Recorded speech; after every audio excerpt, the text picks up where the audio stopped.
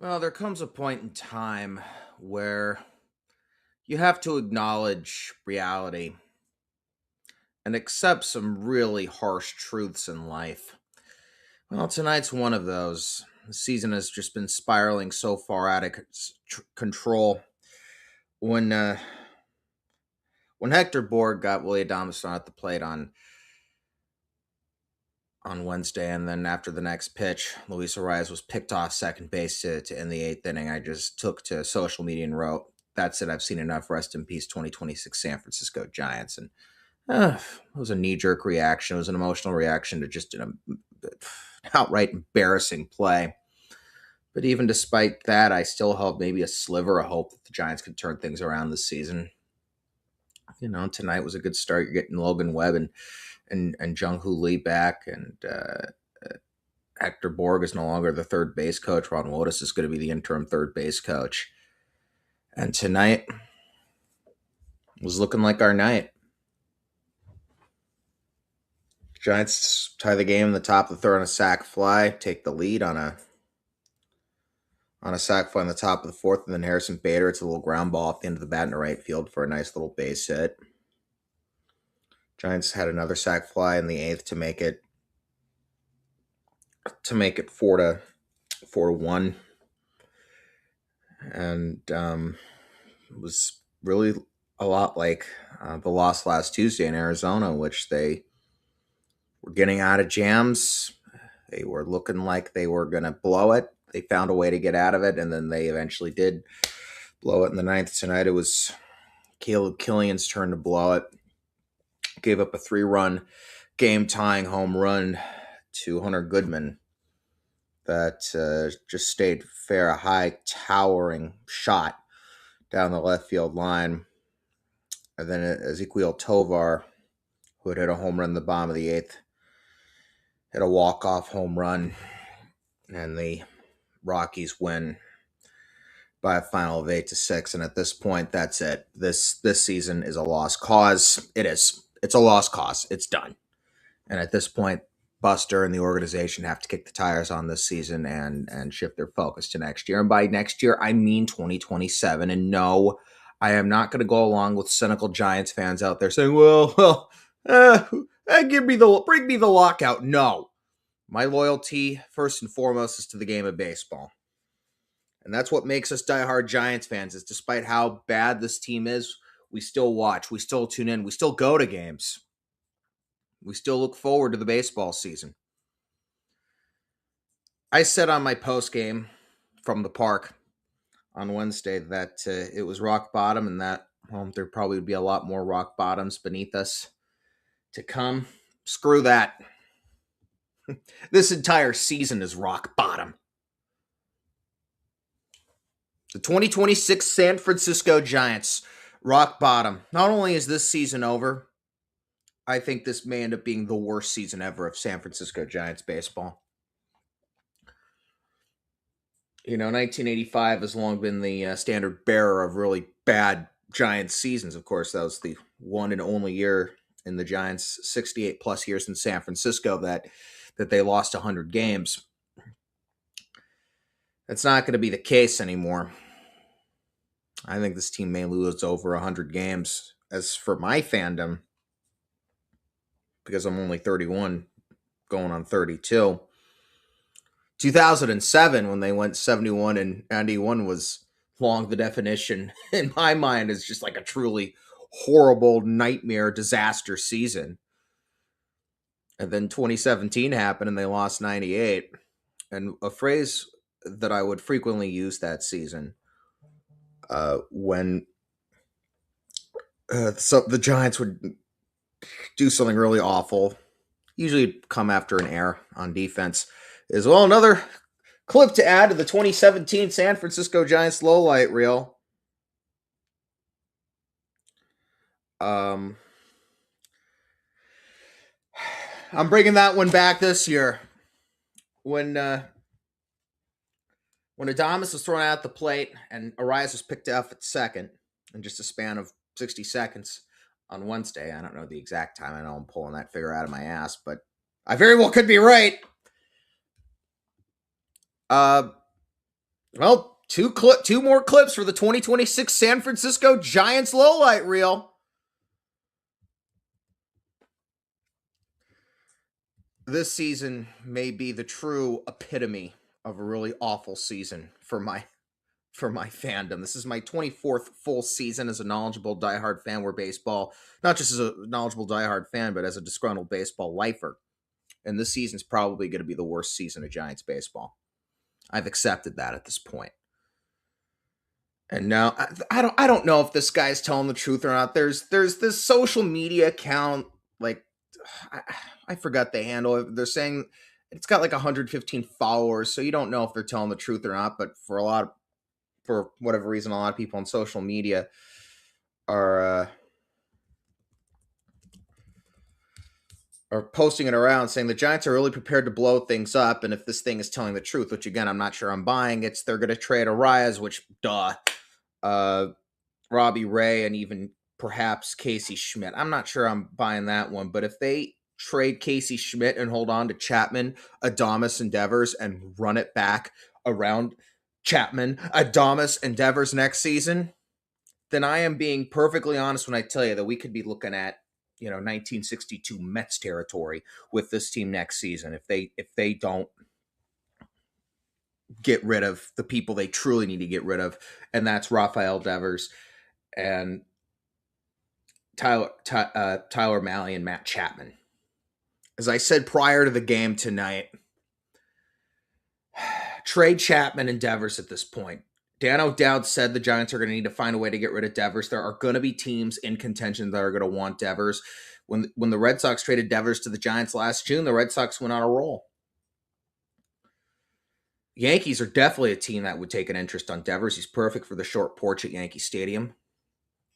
And trade Chapman. Again, Chapman, and I've said this so many times this year, Chapman is just in your face unhappy this season. And you just got to get rid of him at this point. There's no use in holding on to this guy. He's just bringing the team and he's bringing the clubhouse down. And if you can get rid, and again, that's going to be harder because Chapman has just had a truly miserable season, just every way you could think about it. But if you can find a way to hold the Thomas, but if you find a way to get Devers and Chapman and Devers, that would be great. And hey, it is baseball. Miracles could happen. Maybe find a way to trade both of them in the next 2 weeks and get rid of Tyler Malley and Harrison Bader as well. And who knows? Maybe. Okay, that's just pure copium right there. But well, I'm sure there's a 1 in a quadrillion chance what I'm suggesting could happen after the trade of Adames or after the trade of Devers and Chapman could feasibly happen. How's that? Good enough?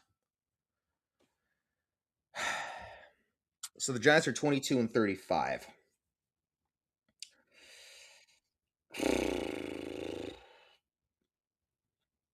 And, well, Vinny Chestoni texted me saying, I'm at a loss for words. Me too, Vinny. I think it's more than being, I'm not happy at this point. I'm pretty pissed off at this point.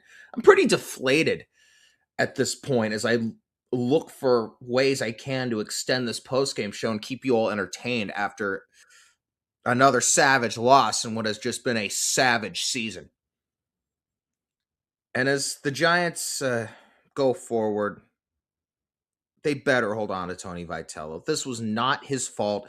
Buster Posey completely set Tony up to fail, refused to do anything about the bullpen, refused to do a single damn thing about this horrendous bullpen, which up until, a week or so ago was pitching much better than I thought they would, but over the last week and a half, since last Tuesday in Arizona, they're showing indeed why they are one of the single worst bullpens in all of baseball.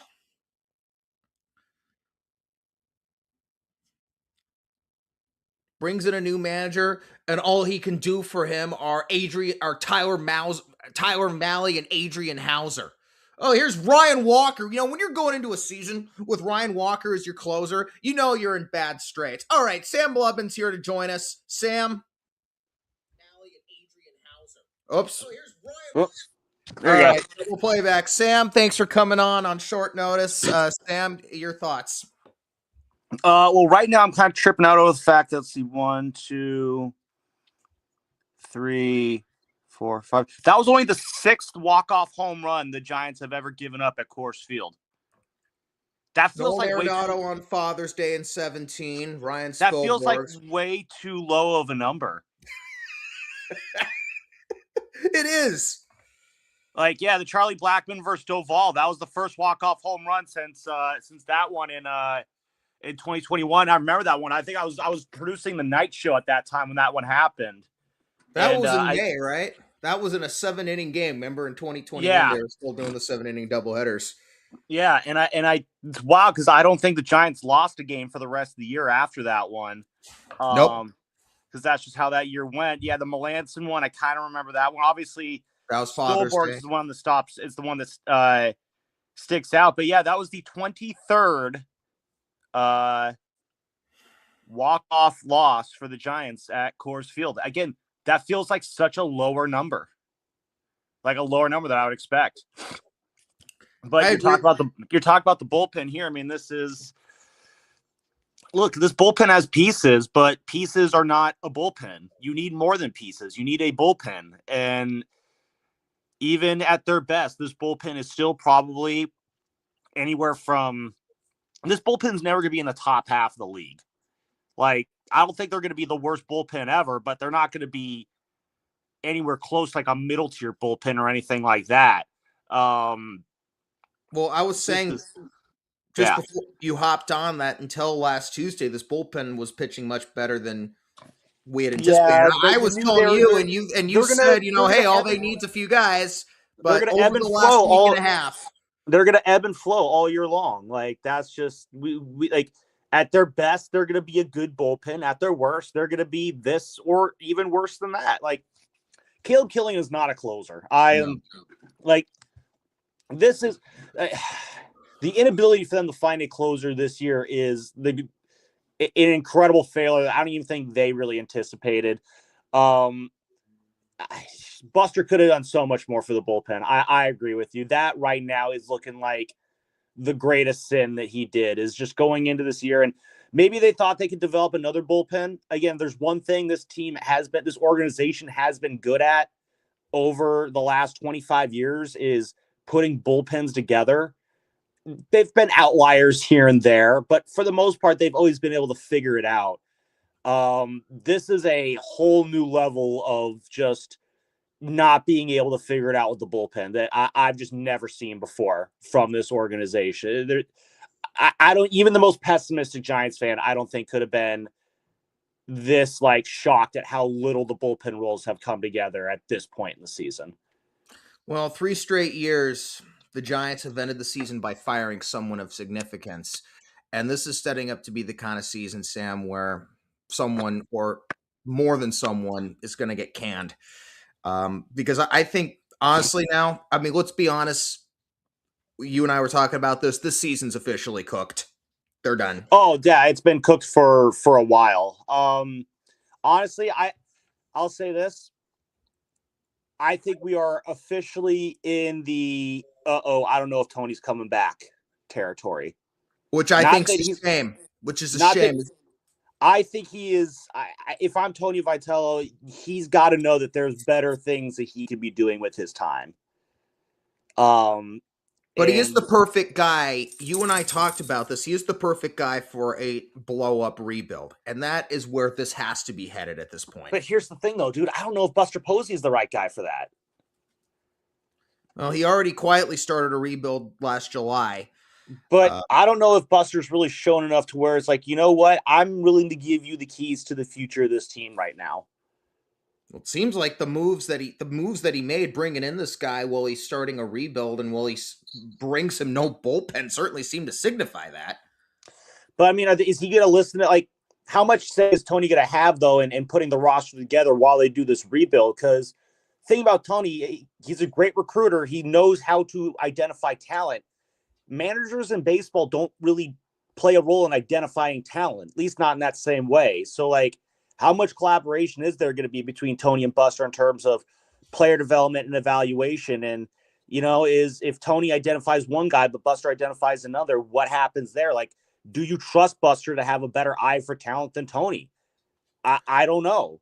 And, and the There's fact, that. And just to be honest, like, the decision-making processes and the results that Buster's put together so far, there's no way you can say that he has a passing grade right now.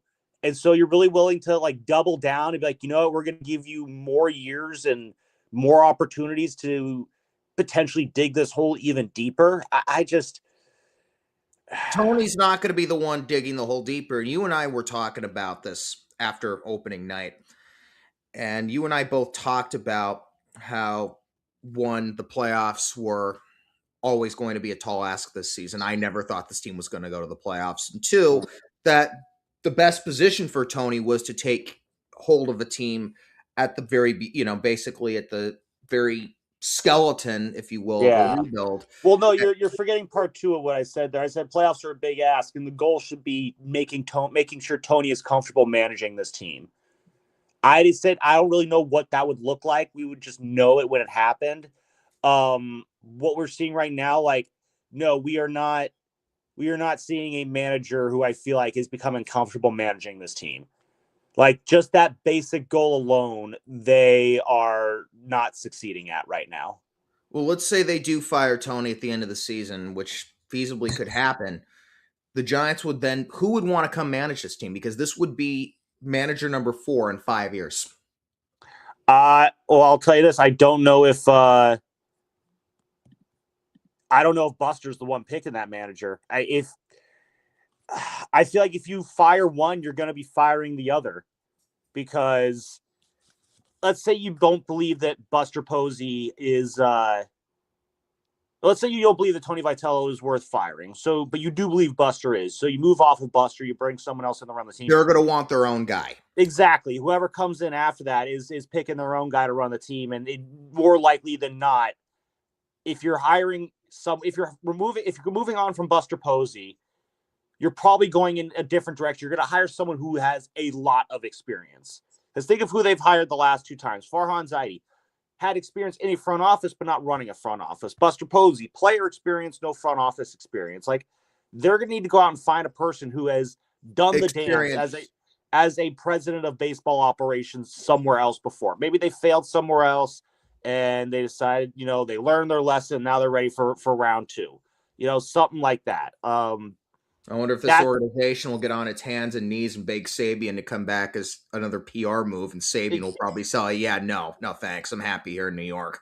So whoever does come in that sense, yeah, they're going to want their own guy. I doubt someone who fits that mold of president of baseball ops is going to want to stick with second-year manager Tony Vitello, who, again, has the background that he has. So if you move off Buster, you're probably going to lose Tony in retrospect there. If you decide Tony's the guy who needs to go, so you fire Tony Vitello, at that point, it's like, honestly, Buster firing Tony Vitello for not being able to manage the poor roster that Buster assembled, that doesn't play for me. So at that point, it's, why am I letting Buster try this again? What sucks about this too you're hitting a hard reset. If you fire one, you're hitting a hard reset on all of this. What sucks about this too is that I do think college head coaches eventually come into Major League Baseball, though I think Tony should have gone to manage in the minors first, to be honest. It's something that could work, and Tony was just truly set up to fail here. This is not his fault. He has made some bad decisions, bringing in Matt Gage to face Ketel Marte last Tuesday, and I wish he would have gone to Eric Miller tonight, but this isn't his fault. Yeah, no, it's not. You can only work with the team you're given. But that being said, though, there are some decisions that he makes I still don't get. I still don't like how he has relievers stagger innings. Right. I wish he would stop doing that. Decisions on when to take pitchers out sometimes has been weird. The decision when to use mound visits has been weird. His refusal to use the bench has been weird. Um, and simply put, that's a lot of the ways he uses this roster. Again, as flawed as it is, it's just weird. They have scored the fewest runs in baseball in the seventh inning or later. They've scored the fewest runs in baseball, period, this season. Oh yeah, the seventh inning or later too. They can't come back. They can't do anything. They can't do anything on offense. Well, because they always try to hit home runs. You look at small ball's been making a big resurgence this year, especially bunting. And you look at the way teams like the Diamondbacks, the Rays, the Guardians, and the Brewers, even the White Sox play. They're all a lot of fun to watch. And the Giants could easily be a part of this lane, but they refuse to shorten their swings in key RBI situations. They keep trying to hit home runs. I remember the bottom of the ninth inning on Wednesday. It's like, okay, it was Schmidt, Devers, and Chapman do it. But it's like they're all going to try and hit the home run. And of course, they predictably go down 1-2-3. All season long, Sam, this team just tries to hit home runs. That's all they can, for whatever reason. No one can say, hey, guys, come on, let's just swing the bats and put the ball in play. We don't have to hit a home run every single situation. But for whatever reason, they keep trying to hit everything out of the park, even though they're not built to do so. Oh, and now people want to bring in the fences? Are you kidding me? Oh, let's bring in the fences. That will fix everything.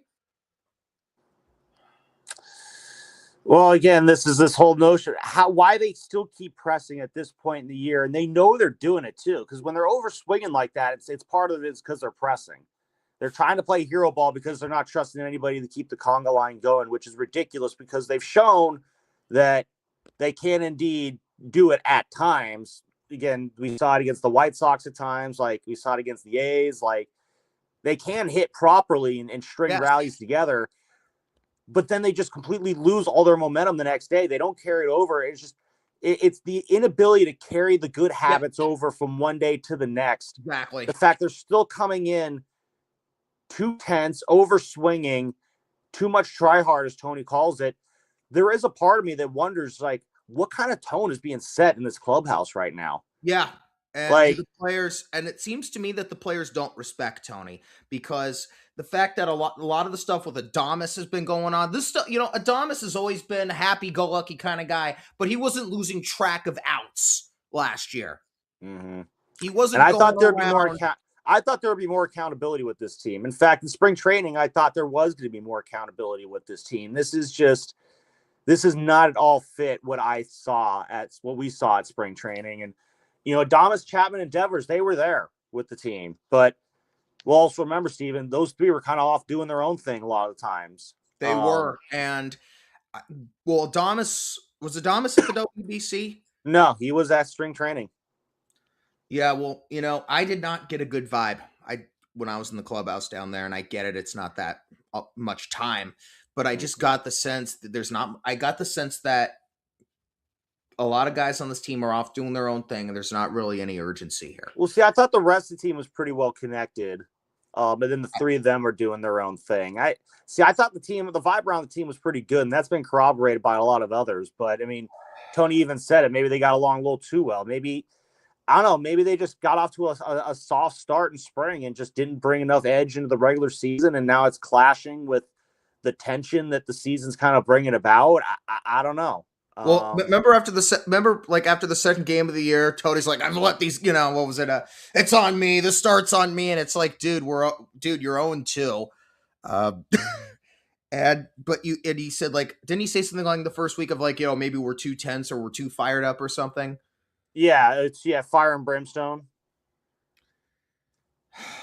Because it's just so frustrating because this bullpen was never great, but this team was built to be so much better than this. And this may end up being the worst season in Giants baseball. And I don't know. There's this account with 115 followers that's being retweeted because they're talking about the Giants blowing things up. And if they're telling the truth, they're saying that Arise and Ray are the guys they're going to listen to. And if this guy's telling the truth, that means we're holding on to Chapman, Adames, and Devers. And I'm telling you right now, Sam, if the Giants have another softcore rebuild, retool trade deadline like they had last year, and they run this thing back with Chapman, Adames, Devers next year, and we get a full 162 game season, we could be looking at 1962 Mets territory with this team next year. I mean every single word of that. I don't know. I think that's getting a little ahead of things. We have no idea what the team's going to be looking like next year. I mean, obviously, yeah, you're going to be moving Ray and Arias. I Yep. think you could even look into moving Hauser. You might even have to list it on Logan Webb. I don't think they go that far. I don't think they have the guts to go that far. You got to see what you can get for Devers. Dan O'Dowd said it on 95.7 The Game today with Willard and Dibbs. The Giants have to find a way to move on from Rafael Devers. Well, when you say this whole notion the Giants have to eat money, it makes me wonder, like, the Red Sox moved Rafi, got off all of his money, and got 2 players back.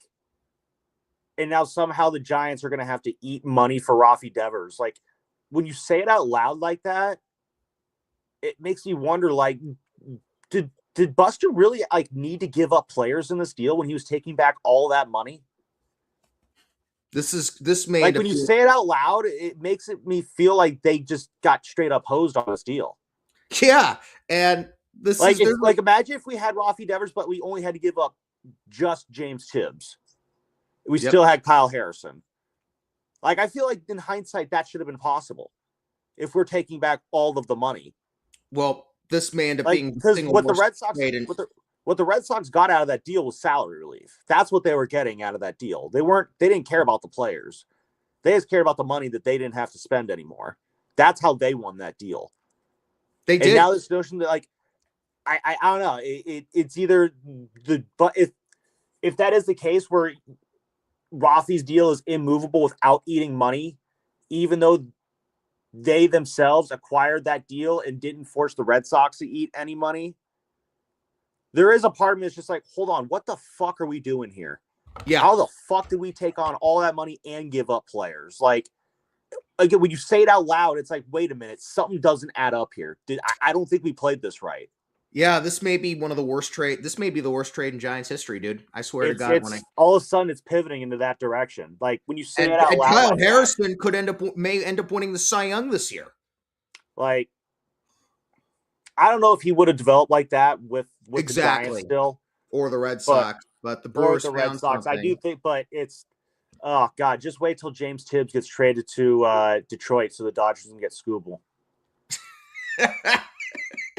You know, but again, Ryan Reynolds did a walk-off home run tonight. Buster should have never, Buster could not have predicted that those 2 players would be jettisoned by the Red Sox in a better situation. So, I mean, but again, it's still, he pulled the trigger on it. Again, it's the fact that you took on all that money and still gave up players in return. Like, you know what it reminds me of?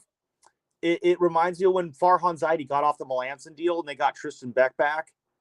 And I just thought, wow, you straight up not only dumped this fucking loser's contract, but you got a player back in return. Like, that's fucking insane. I don't care what the player is. Farhan made some good trades in like those that early Melanson years. deal was a fucking gem. And this is what the other side of that looks like now, but worse. No, honestly, again, it's at a point where, again, I like Rafi. He's fun to watch hit. He's been really good on defense. Honestly, I think he's actually been playing up to expectation. Sort of. But now when I look at it this way, it's just like, no, actually, we probably did actually screw that up big time. I remember seeing that deal for the first time when I was walking off the field after umpiring the bases on a men's league game, and I turned on my phone and I saw the tweet from Passan, and I thought it was a parody. I thought, like, this is completely out of left field. You know, the Giants acquiring Rafael Devers in a trade, and when it said in that it was real, I'm like, oh no. Oh, stop this. Stop. No, I'm being serious because I knew where this was going. I just knew the Giants were taking on a massive salary. And I knew that it was the go for it move that we all wanted. This whole notion that this notion of going back and being like, no, it was always a bad deal. No, it was a deal we all liked when it happened. It was a good deal when it was made. Well, I was the one guy who wanted this team to rebuild after 2024. Well, they were never, they didn't do that. So, but that's the problem. This organization has long been unable to think in the long term. And not only that, but they always beat on the dead horse of things after it's clearly over and only prolong things and make them far worse. Again, they had every reason to believe that Rafi deal was going to work out when they made it. To go back in time and say that it was always a bad deal, there's no way anyone could have predicted that things would go this far off the rails. Like I just it's okay to look back and say, you know what, it seemed like a good idea at the time, but it blew up. It did blow up. But my point being is that the kind of team that they built last year, and I actually believe last year's team was a good team. It was definitely the best of the teams of the mediocre days. But it was the kind of team that was, people talk, oh, we're in win now mode. I was thinking to the future, and I knew this wasn't the best team. And I knew that they had to rebuild, and that going all out, screw the future, was the worst thing they could do, because it was the kind of team that was built to have one really good year, and that's it. And my point being is, I think this goes back to 2017 when you think about it, especially with Brian Reynolds taking the home run tonight. This, or 2016, and actually go back to 04 and 05.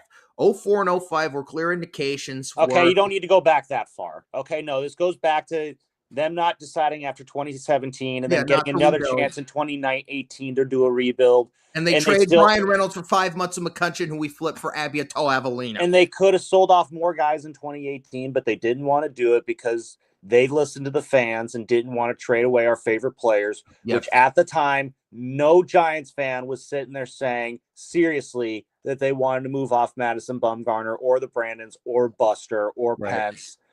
No one at that time was saying that. In hindsight, we could say that we should have done that. I was. Okay, then yeah, the fringe lunatics at the edge of the internet were saying that, but like 98% of card carrying Giants fans were not going to be okay with that. Yep. And you could say that, oh, I was the only one. That's great. You're not going to change history in the fact that Giants fans did not want those players to get traded. And Giants And fans are incapable of thinking long term. ownership gave us what we fucking wanted. Yep.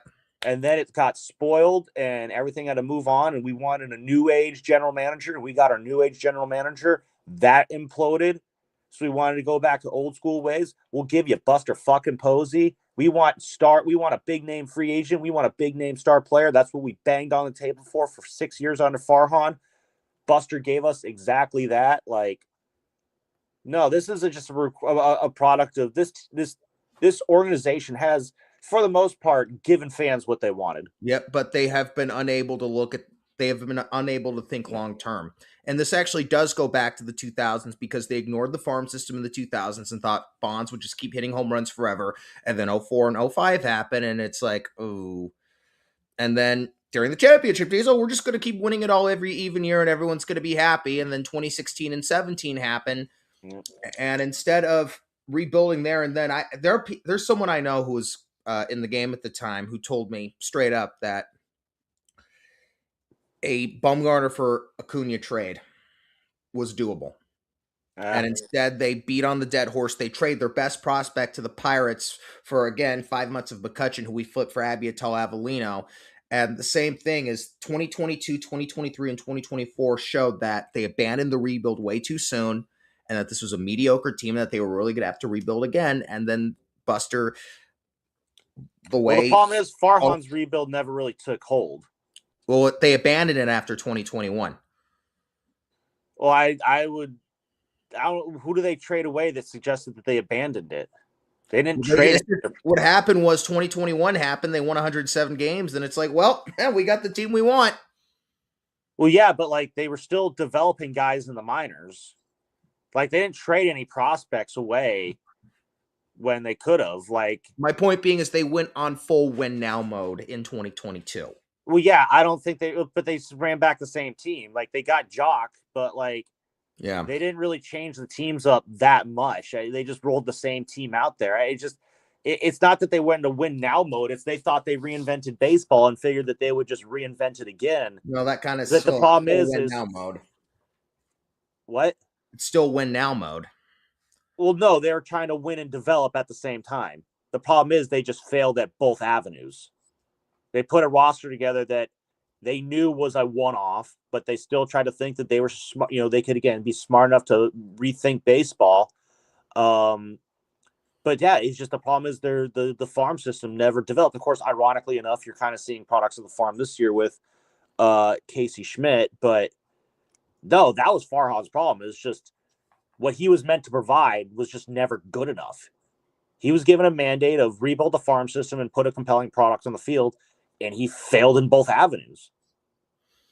And instead of rebuilding on the spot like he should have, Buster went just all out last season again. And this goes to my point, because the Giants can never think about the long term.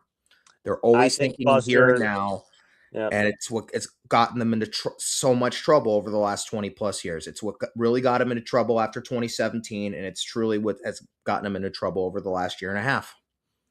no, I mean Buster thought he could just jumpstart this overnight, and again with the way the team played in 24, you know, I think you could have made the argument that they were maybe a step or two away, but the underneath was just, I think Buster realized last summer, somewhere Yep, between the exactly. Rafi trade and the deadline, that he bit into a bad apple. And again, at this point, Buster's not going anywhere. He has until August 3rd to figure this out. And the worst thing that can happen is this season is ending. Your 4 big contracts are still on this team. And you're saying things like, we think we can turn things around next year. If you're in that's like this whole notion of, oh, you can't do a rebuild. Well, what you definitely cannot do is status quo anymore. Exactly. And the fact that Buster's done a good job starting it, this rebuild's been clearly underway since last July. And you look at the talent they have in the low ends of the minor Well, end I of the don't know minor if it's league. still going on, dude. Like, they got to make more moves.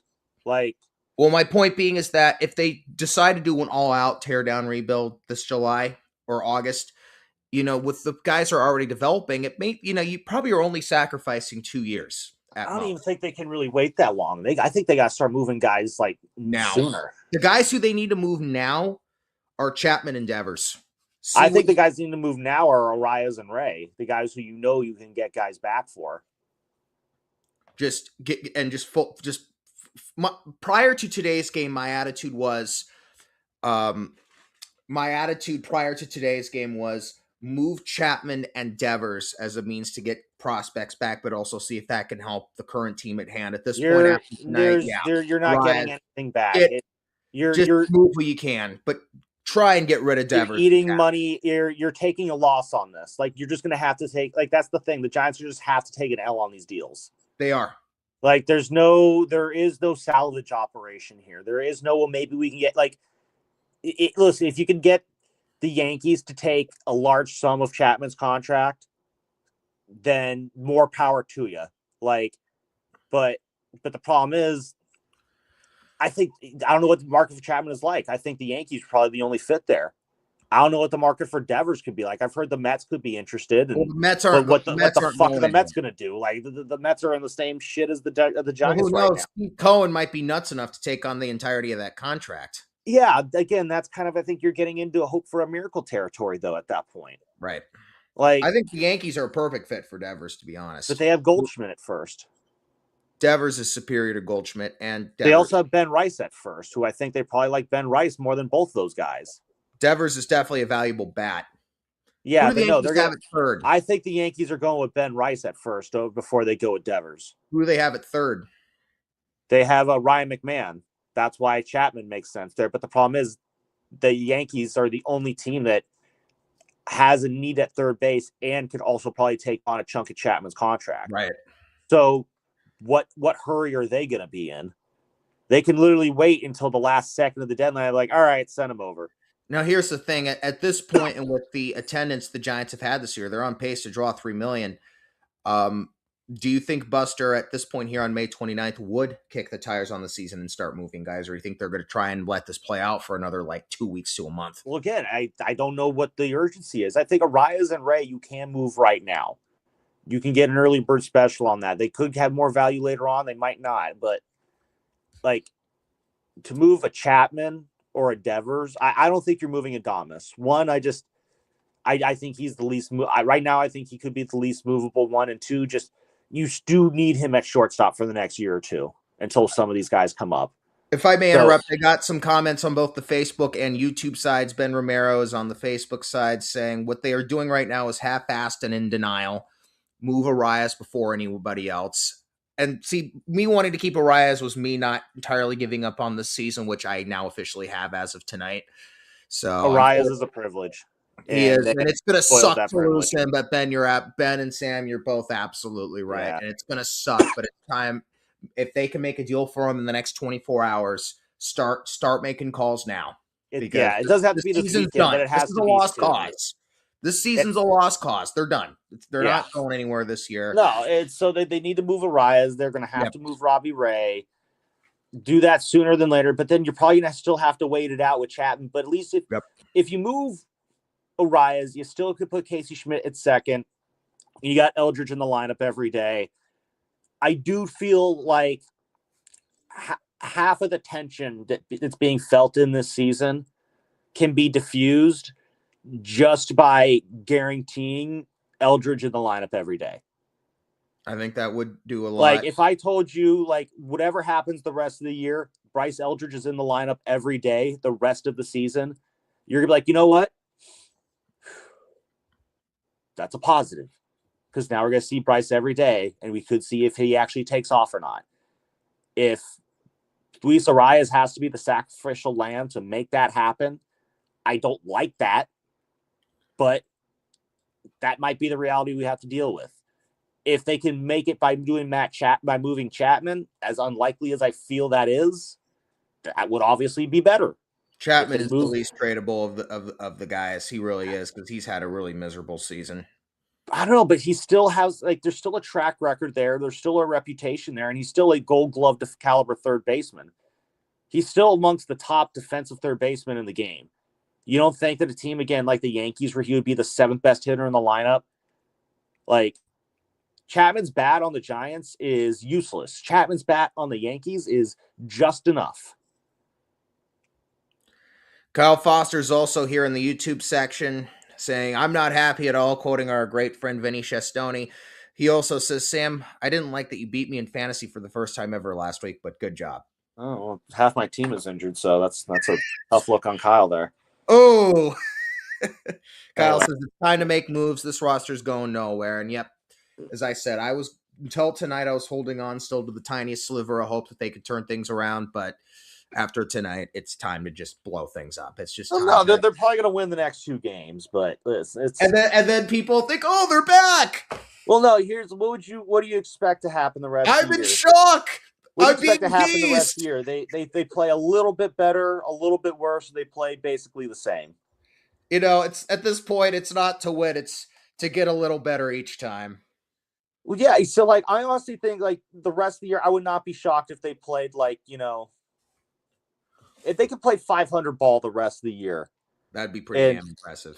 Yeah, it would be palpable to deal. Like, you could deal with it. It'll be palatable, but like it could happen. I don't know. I was hoping they would turn things around, be 6 back of the third wild card on Labor Day, be quote unquote in it in September, and then I mean, there's still a chance they could get hot at some point this year, and just have a couple weeks where everyone's just in sync, and they could juice their win total up enough to where maybe they can flounder about after the rest of the year and still finish with under 90 losses. Like, right. Again, there's no point to play for a draft pick. So, like, you're playing for pride.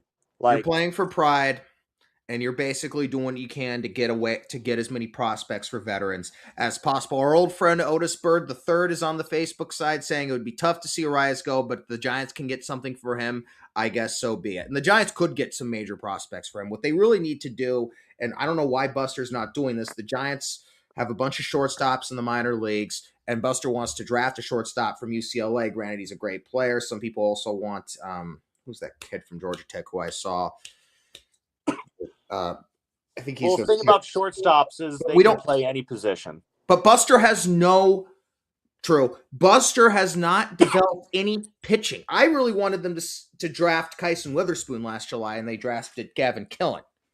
Yeah. Kyle baseball. Again, baseball, you're not always drafting for need. You can just draft best available. And when you draft shortstops, you're doing that for 2 reasons. One, shortstops can play any position. So, I mean, look at the Padres. Like 5, 6 guys in the Padres lineup are shortstops. Like, but they still do well at other positions. So there's that. And 2, when you have a large stockpile of shortstops who can also play anywhere all over the field, what you basically have is like 3 or 4 really good trade chips that can be used to acquire pitching. Like there's so many different ways that you can utilize baseball prospects. So like I think yeah. Do you want to draft for need sometimes? Sure, but when there's a great pitcher, yeah, you go for it. But at the same time, I think when you have a top 4 pick, you're taking the best fucking player you can get your hands on, and then you can also find talent later in the draft. You Yep. could find pitching later in the draft. Tarek Skubal was a 9th round pick.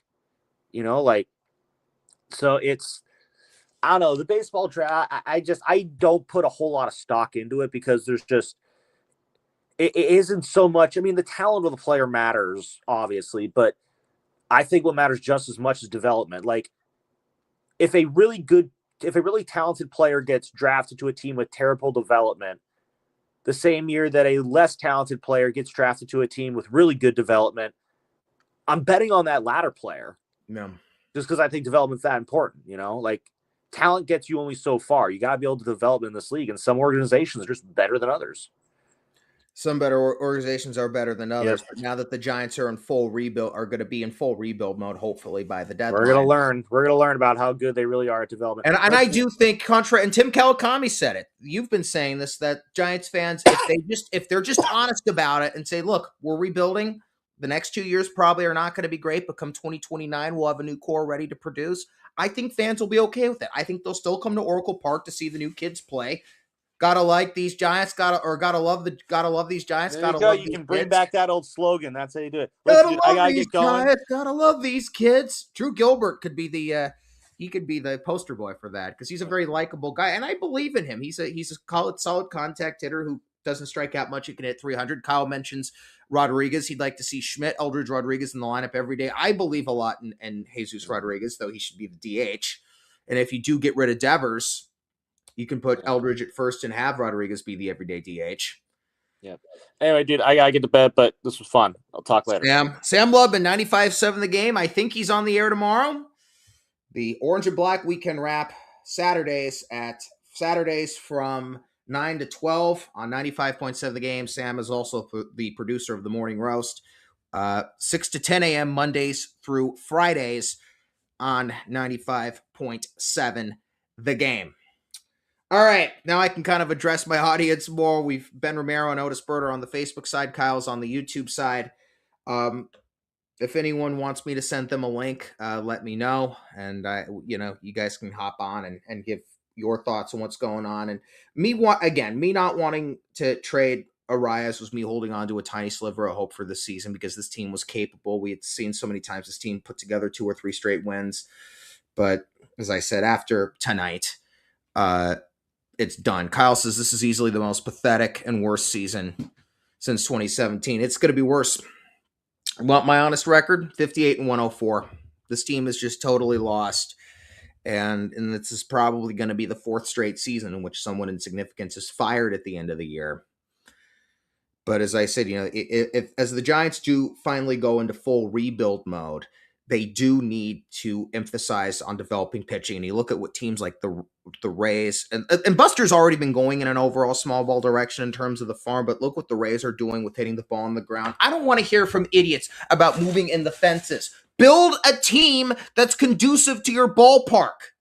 Damon Bruce may be a bit of an airhead, but the guy said it perfectly back in 2009. If you could have that, the Giants were sitting, on the precipice of historic things with what was an historically great pitching staff at the time. And if they could have a combination of the Braves pitching of the 90s and the Cardinals offense of the 80s, that really special things could happen. And they got that, and it turned into 3 championships in 5 years. The Giants have to re-emulate that.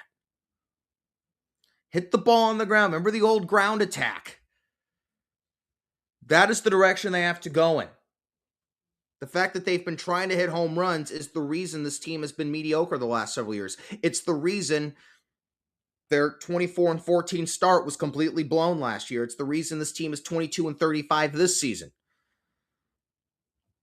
When you play at Oracle Park, you can't be trying to hit everything out of the park, especially when you are players who are not built to hit everything out of the park. And I want to know what's going on with the coaching. The Giants brought in Hunter Mentz, who was the assistant hitting coach in Toronto, a team that used small ball to get to within 2 outs of winning it all last year, and he hasn't been able to convince this club to to try and get base hits in big situations. As Sam said, the Giants will click on all cylinders for 2 games, and then they can't carry their momentum past 2 or 3 straight games. You look at you you look at spring training. I remember in batting practice prior to the game I was at, it was the first game I saw on Saturday, March the 7th against the Rangers. They were hitting the ball the opposite way during BP.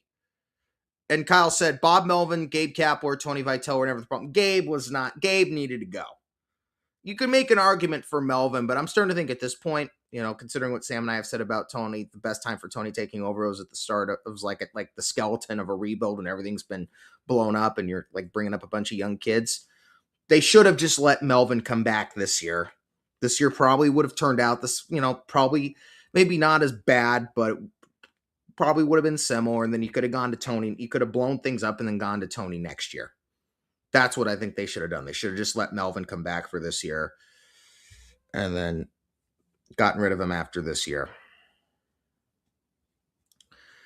But they were hitting line drives and they were consistently, and it was second straight spring in which they were doing that. Both these last 2 springs, they were just getting base hits, getting guys on over and in, and doing so in Arizona where the ball carries, and doing so this season in historically hot Arizona, where the majority of days in Scottsdale were over 90 degrees. And then for whatever reason, the second they broke camp and got back to San Francisco, they were trying to lift everything. And Kyle said, point being, we can't keep a manager. And if Tony goes, then we're going to be at our 4th manager in 5 seasons. As I said at the top of this show, screw this is a new rock bottom. The 2026 San Francisco Giants is rock bottom. This season is rock bottom. The 2026 San Francisco Giants, rock bottom. Kyle said, we gave San Diego crap about that. I mean, they're not in a great situation themselves, but they've never had a manager for only 1 season. Well, they've had what? Let's see. They had Andy Green. They had Tingler, Baumel. They've had 5 managers in 8 years. Hopefully we don't, hopefully we're not at that point. And if we only have our next manager for 2 years, then it will be 5 and 7 years. We'll be worse than we will be worse than the Padres at that point. And I hope the next manager lasts more than 2 years. But I'm starting to kind of recognize at this point, there's a good chance Tony's not going to be back next year. And I think there's a good chance if this team truly does, lose 104 games, and that Tony will be like, you know what, I'm going back to Tennessee. And the difference, as Kyle says, the Padres also win. A lot of people have made the comparison, and I agree with this. The 2026 Padres are the 2025 Giants. They're playing, they're a decent team, but they're playing over their heads, and they're not going to sustain it. They're 32-24. This is depressing. And I really thought, again, I never thought this team was going to make the playoffs, but I thought this team was going to do a lot better than they've been doing. And as I said, prior to tonight's game, I would have tried to trade Devers and Chapman and DFA guys like Bader and Tyler Malley to see if maybe that could provide a spark. And by the trades, I mean trading them for prospects. But at this point, it is time to kick the tires on this season. The season is a lost cause. There's just too many things going against you. Kyle said yes, but they have a GM in Proer who will make them better. Though Proer, I don't know how the Proer's got his own problems. When you're basically having to go through different managers like that. And again, he and Melvin had a big falling out in 2023. And the thing was, Melvin was not the manager on the Giants that he used to be. Melvin's kind of like Bochy, in which he had managed a long time and needed some time away from the dugout. And I think, really the last 3 years, 23 with the Padres and then 24 and last year with the Giants, Melvin was not the same manager he was in his heyday. Like the last year in which Melvin was truly Bob Melvin was 2022 when he got the Padres to the NLCS. But at the same token, I'm thinking they should have just held on to Melvin for this year. The season goes maybe a little better. But another thing, and I wish I would have brought this up to Sam, when you look at the mistakes that Adamas made, and you look at Devers, bottom of the eighth inning against the Pirates on Mother's Day, hitting that ball off the top of the wall, should be a triple, but instead of standing at second with the double, costs the Giants a run, almost costs them the game. Devers then popping up last Saturday, the guy losing it in the sun, and him getting thrown out at first base after that. When that kind of stuff happens, you have to bench him right there and then. And you don't just bench him, you embarrass him. And the fact that Tony never benched Devers after those two blunders, that he never benched Adamas after his bone, and what Adamas did warranted getting benched. And I don't mean sitting at the next game, I mean being pulled from the game right there and then. It's that kind of move, and showing that there will be absolutely zero tolerance for that kind of shit. It's that kind of managing that makes you respected by your players. You have to make a point when stuff like that happens. When Devers stands there like a statue and watches a shot out of the box, costs his team a run and nearly costs his team the game. When a pop-up falls and he gets thrown out at first base on what could have even been a double. When Adamas goes out and plays fuck and is be in the class clown and then losing track of outs. When stuff like that happens, you have to pull them from the game right there and then and send a message that that kind of shit will not be tolerated. And when Tony doesn't do that and he leaves them in, he shows that he is a very weak manager. And but when I say that Tony is showing he is a very weak manager, I'm not saying that like overall he's a weak manager, but this is him having his growing pains, being a new major league manager. I have no problem with college coaches coming to the big leagues, and I hope more of them do. But I think the one thing we learned from this season is you can't bring a guy directly from college to the big leagues. And I do hope another team, or you bring him to the big leagues to manage a team that actually, you know what? Either you put him in the minors first, or you bring him to manage a team that's in the middle of a rebuild, like in the absolute skeleton of it, when everything's been dug down, everything's been torn down, and you're bringing up the new guys. And I do hope that Tony, if he wishes, if he wants it, gets another shot in organized baseball. I really do. I think he could be a great big league manager someday. And his kind of personality and his fiery style would be perfect in the right situation. And it might have even been perfect if Buster did more in regards to the bullpen. If he had re-signed Tyler Rogers, if he had made a play at a Zach Gallen or Dylan Cease, if he tried to sign another bullpen arm or two. Kyle says Brian Snitker's available. Eh.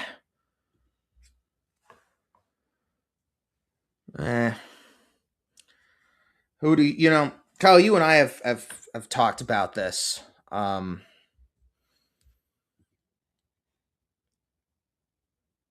If the Giants were to move on from him and go to a new manager, now granted this is a guy who's never managed before, but he's been in the coaching. I'll tell you who I think the perfect guy, and I thought Buster would hire him last year, would be Hensley Mullins. A guy who Buster knows, who's been in the organization, was a coach for 10 years, a coach on 3 championship teams. I think Hensley Mullins would be a really good long-term manager. And I think if you bring Mullins back, you got to have Wotus back on the staff on a full-time job. And he has baggage. What baggage does Mullins have? You got to bring back some of the old coaches too. And one of the things, and this shows the organization, in 2017, they responded by cutting Mark Gardner and Dave Righetti loose. You got to make Dave Righetti the pitching coach again. You got to bring back these old school guys who know the game and have a feel for the game. Did he?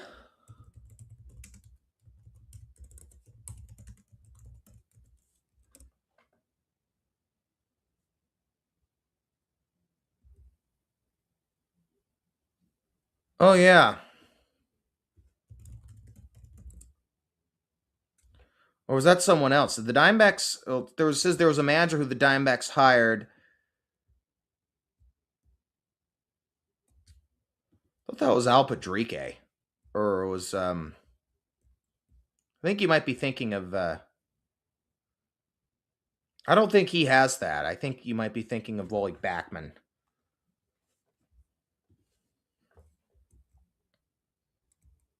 because I'm looking that up and I don't see anything in regards to that.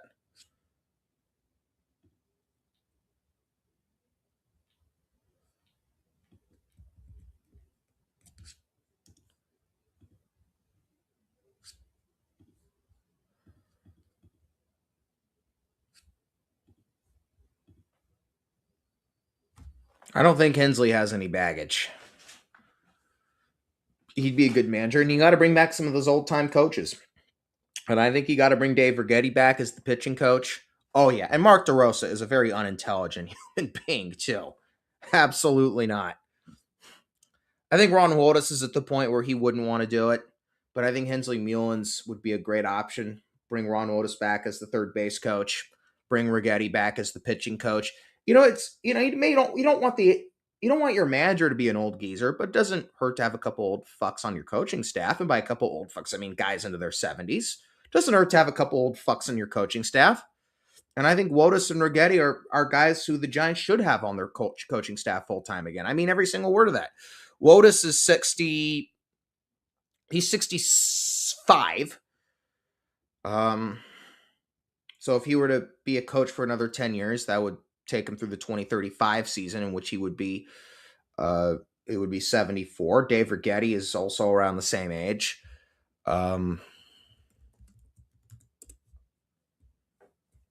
Rags is 67.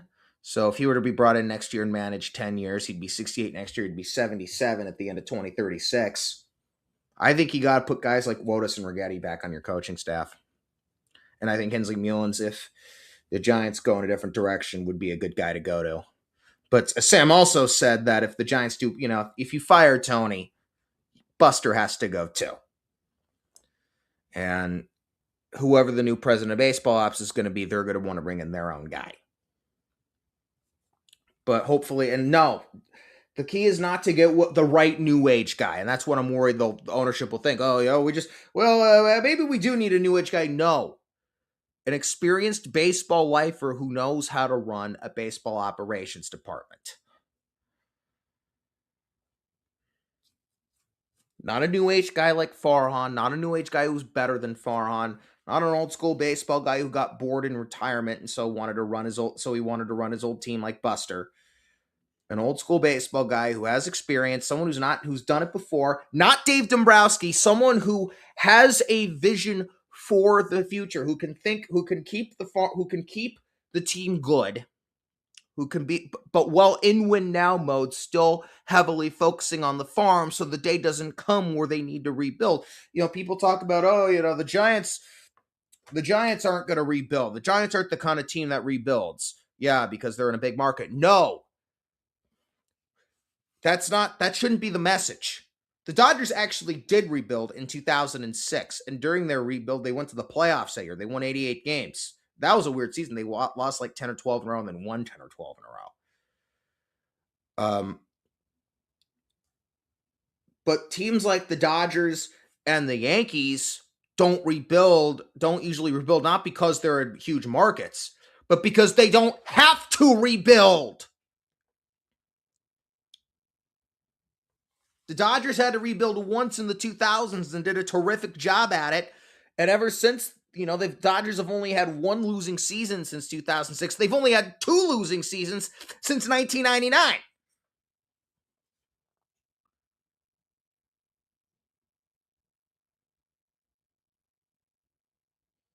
Hi, Lola. Lola. My dog is sleeping and dreaming on my bed. And Kyle said Dodgers also develop talent well, and with the talent the Giants have had, they haven't developed them well. But the Giants, during their successes, completely ignored the farm. And then at the end of and then three separate times, clearly ignored what needed to be done, beat on the dead horse of the current club on the field, which had glowing which had blaring red lights in their faces of this is not a win now team, rebuild, and it put them in a worse situation all three times.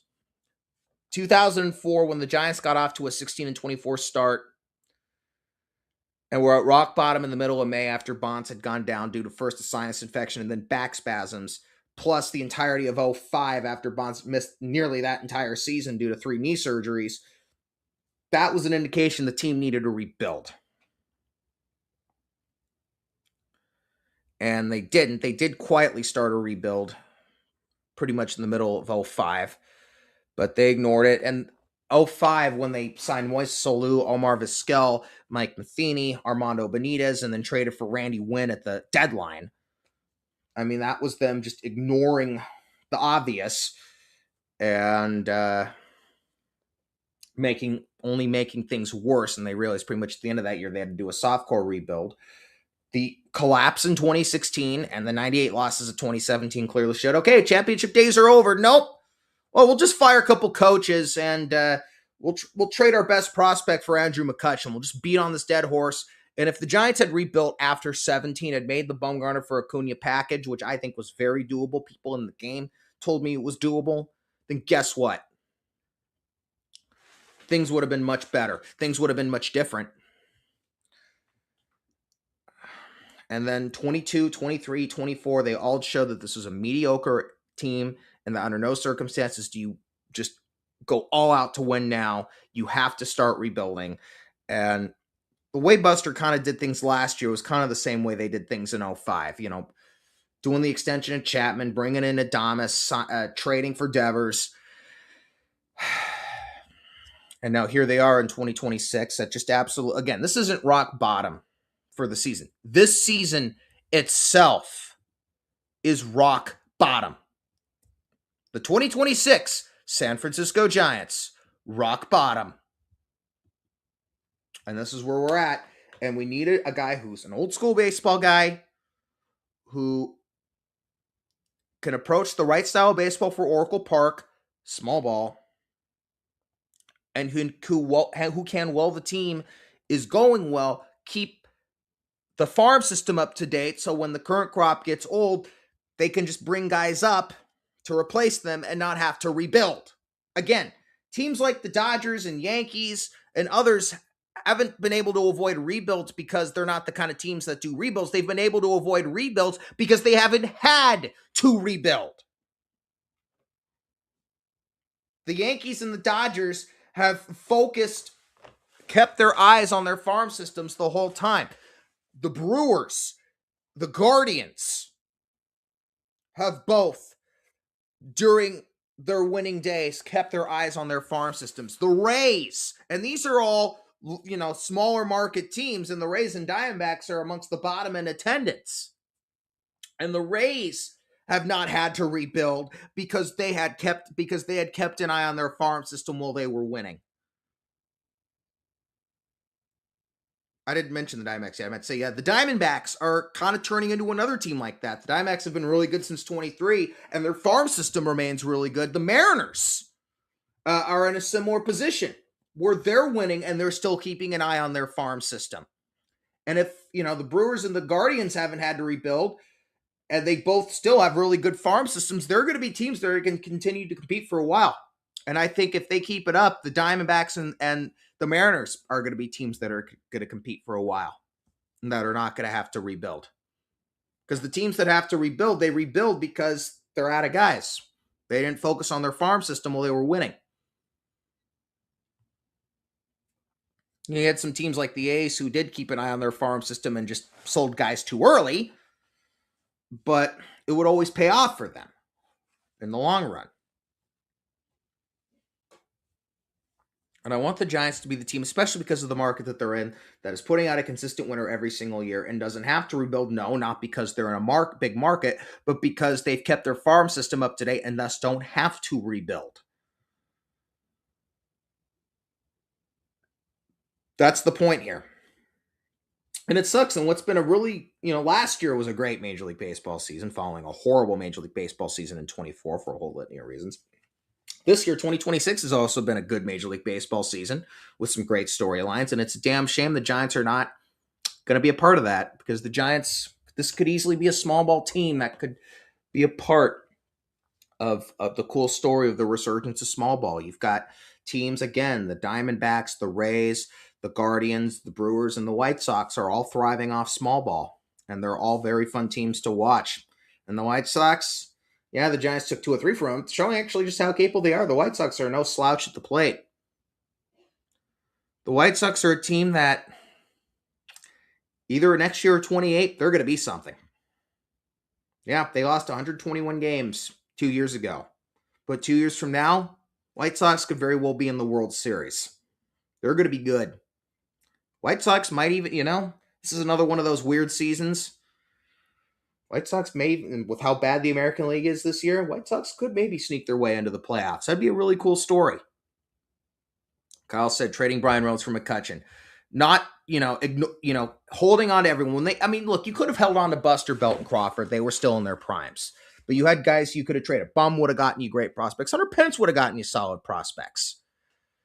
And wasn't there like a deal or a rumored deal where they were going to send Hunter Pence and Matt Moore to the Rangers in December?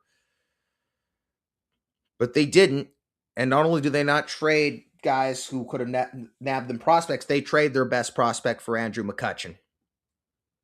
And I do think that even to this day, 8.5 years later, the decision not to rebuild after 2017 and go all out in 2018, beat on the dead horse of the championship teams, is continuing to bite them to this day here at the end of May of 2026. It really is. If they would, their lack of long-term vision is what got them into that position, and instead of fixing it like they should have, Larry Baer and company beat on the dead horse, doubled down and made things worse. And if they would have fixed things right there and then, despite the fact that they had lost track of the Giants lost track of the long term in the 2000s, but at least they came to the realization, and they did ignore it for a time, but they at least came to the realization in the middle of 05 that they had to rebuild. Mid to late 05, they had to rebuild.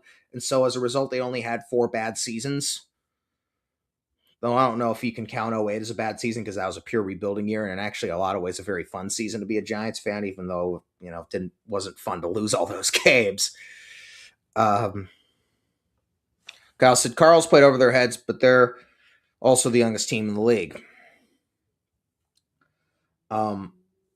But then in the 2010s, if they would have rebuilt after 17 to 20 could have been like 05 to 08, where they're going to have a small bad stretch, but they'll develop guys, and come 2021 and beyond, they'll be good. And they beat on the dead horse. They rebuilt a year too late. They brought in the wrong guy. They then had the fluke season of 2021, and well, look what's happened since. So the Giants, at the end of this year, the Giants will have had not just one trip to the playoffs, but just one winning season in the last decade, in the last 10 years. Seven losing seasons in 10 years, 2021, and then, of course, the 2 500 seasons of 2022 and 2025.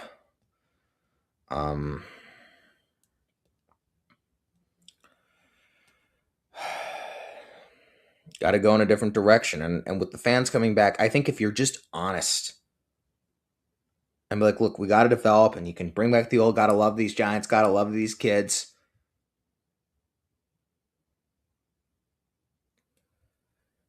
And you rebuild the right way with a bunch of small ball guys.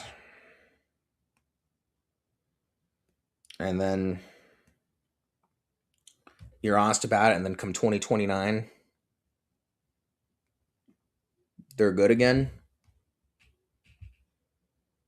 I don't think attendance will dip below 2.7 million, which is great for a rebuild. And then come 29, they could easily draw 3 million that year and watch a good team go to the playoffs. And you never know, postseason, anything can happen. But as I said, this team has got to rebuild. Just as plain and simple as that. They've already started a quiet rebuild, but now they kind of have to go into the end of 07, 2008 phase of it, where it's just an open rebuild. And yes, try to win next year. You're 0-0 like everyone else. And yes, there will be a 2027 season in some way, shape, or form. Hopefully it's 162 games, but it may not be. But there will be a season in 2027. And I'm not one of those cynical assholes Who doesn't want there to be a season because my team sucks? Which is very cynical and very selfish and unfortunate that some fans, you know, think that way.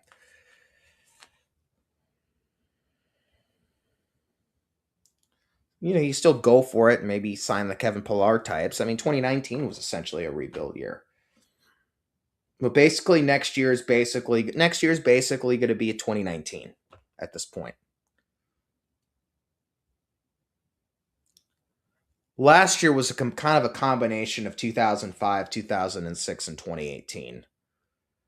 This year is kind of like 07, 2017, and next year is basically going to be like 2019. And then 2028 will be like 2008 and 2020.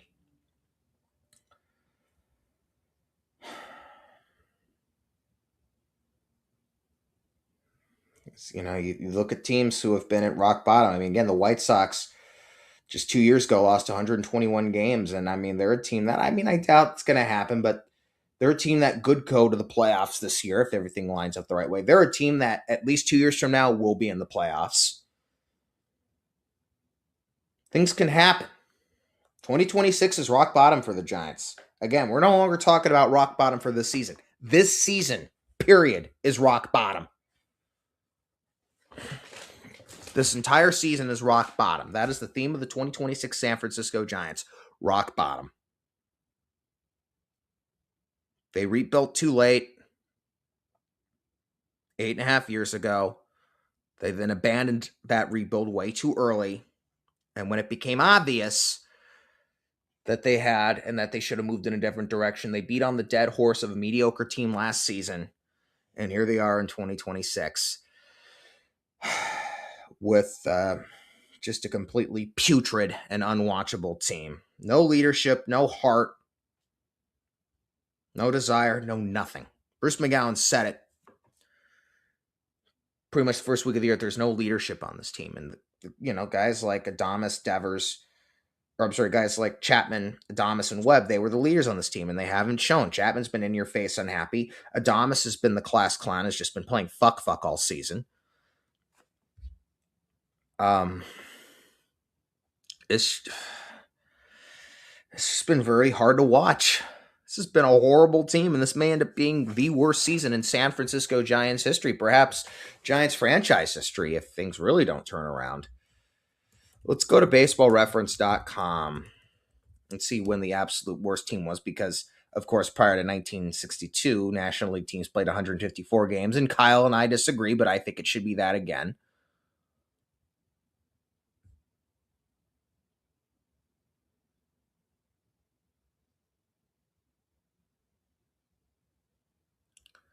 Let's see. Modern era worst teams. As bad as the Giants were, I'll share my screen with you here.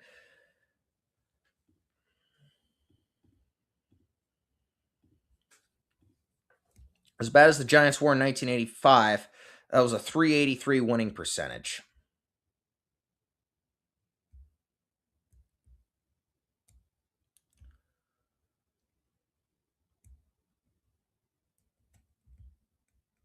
And going back to the New York days, we're talking the modern era.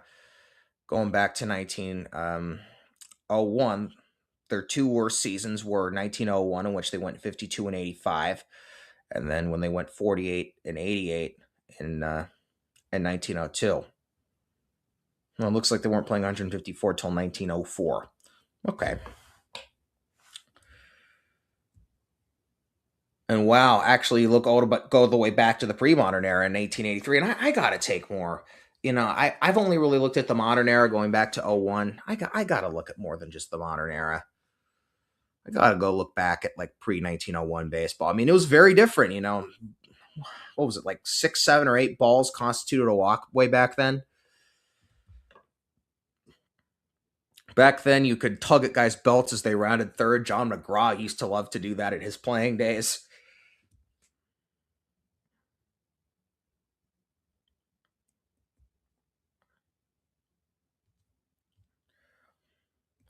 But 380 Giants had a 383 winning percentage in 85 when they lost 100. They had a 380 percentage in 01 and a 353 in 1902.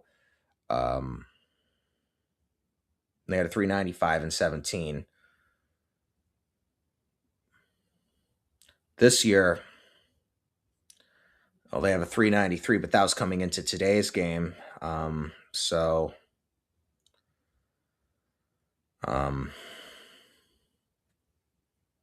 22 divided by 30 or 57, it's going to be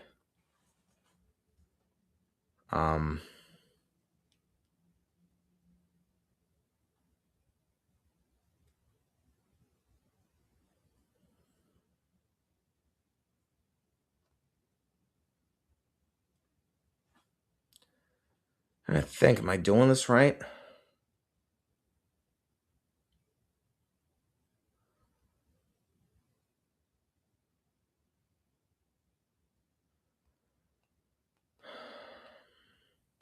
I don't know what to say at this point. This has just been such a brutal season of Giants baseball to watch, and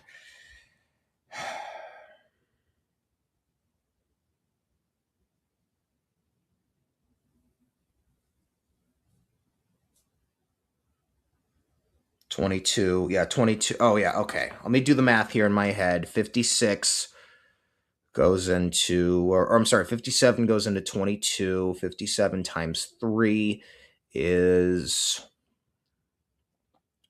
160. 160, 171. So 220 minus 171, that's 49. Bring down the 0. 57 goes into 498 times. 57 times 8 is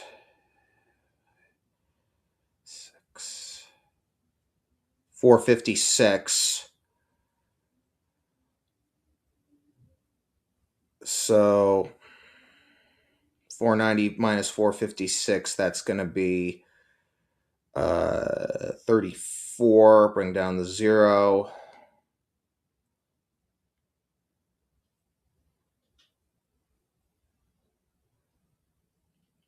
$57 goes into 340. That's what we're reduced to, doing long division on the Insomniac Lunatic Fringe, me doing long division in my head. 57 goes into 340.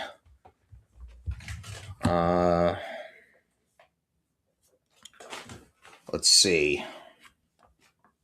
57 goes into 340. 57 times 5 is 285.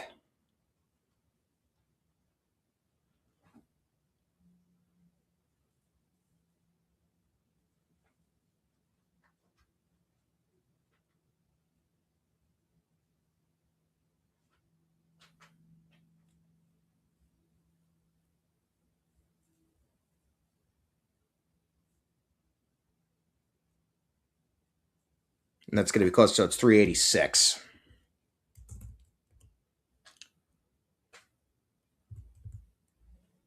All right, I got it right. I could do long division in my head. How about that?